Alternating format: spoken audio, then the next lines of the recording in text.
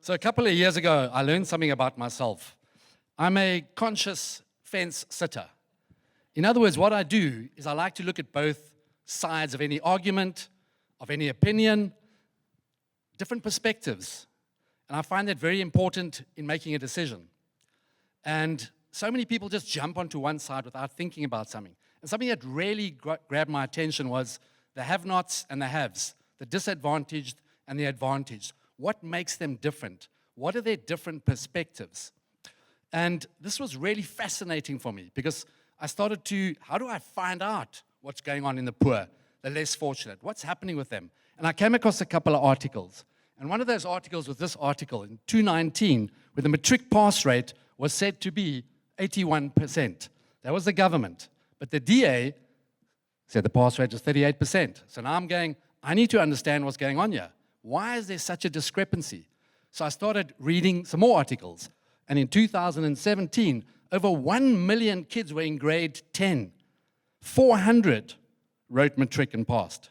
That means 600,000 dropped out in 2 years.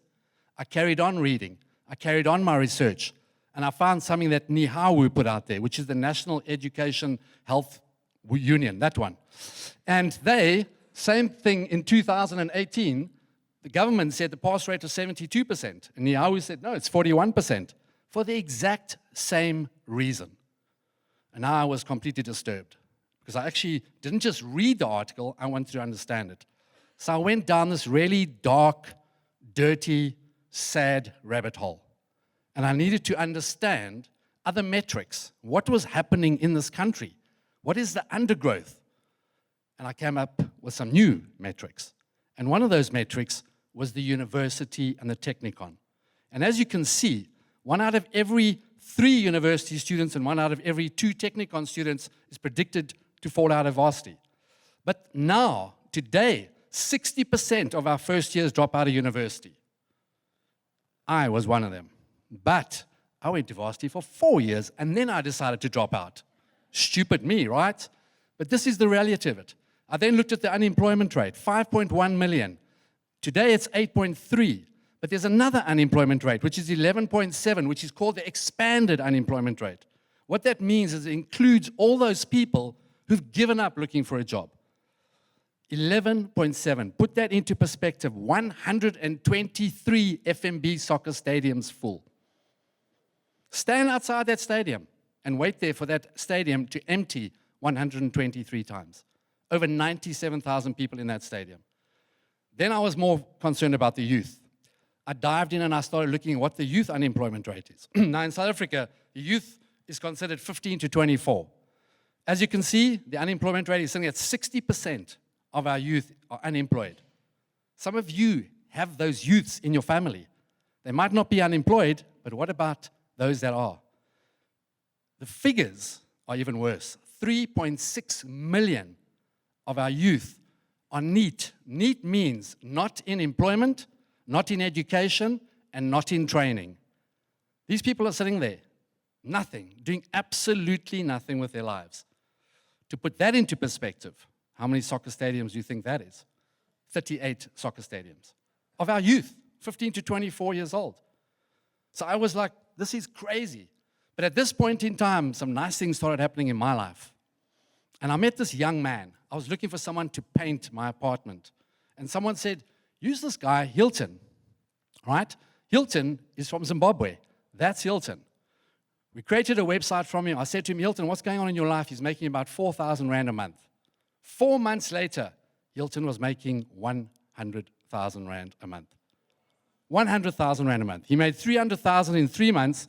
And then my man Hilton, who can hardly speak English, came to my house just before COVID, said, come outside. He bought himself a Ford Ranger, and he pulls out his phone, and those people who are as old as me, there was a very marked moment, and he said, I bought my brother a taxi.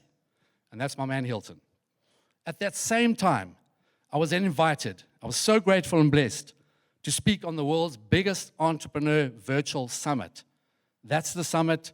I was on stage, not physically, I wish, with Deepak Chopra, Jack Granfield, Damon John, Sharon Lecter, and various other people. Since then, I've been invited on Jack Ma's competition, which is the billionaire in China, to judge the African Business Heroes competition. So these are all the good things happening, but this changed my course. I decided, you know what? From that conference, I got clients in 52 countries, but in other countries, I decided I need to focus on South Africa and what can I do for our youth specifically. So what we first did, myself and my team, we launched the School of Entrepreneurship. 5 years ago, we launched it. We've had now 1,096 students through the program, and it's a full-time program, and our target audience was those kids at school who cannot go to university. For whatever the reason is, right? They can't afford it, they don't have the results, they are down and out. Then I got a call from Maitland High, yeah, in Cape Town. Please, we've got 160 matrics leaving school, they need some motivation. I went to the school, I spoke to 1,200 kids, I spoke to the parents on the right-hand side, I then sat with the principal and I said, what's going on? And he said, please, they're going nowhere, these 160 matrics. So what did we do? I thought there's another problem. We don't teach our kids entrepreneurs. We don't teach them to be entrepreneurs, only the rich schools. So I went down to the disadvantaged schools and we are in the process of launching the Young Hustlers Entrepreneur Program for kids between the grade 8 and grade 12. But here's the thing. We've got a pilot study of 9 of the most disadvantaged schools in South Africa, some of them right next to gangland. We've met with the principals, and the principals say, Leon, there's no hope for these kids. So our guiding principle is Matumaini, which means hope in Swahili. Thank you. Leon, amazing.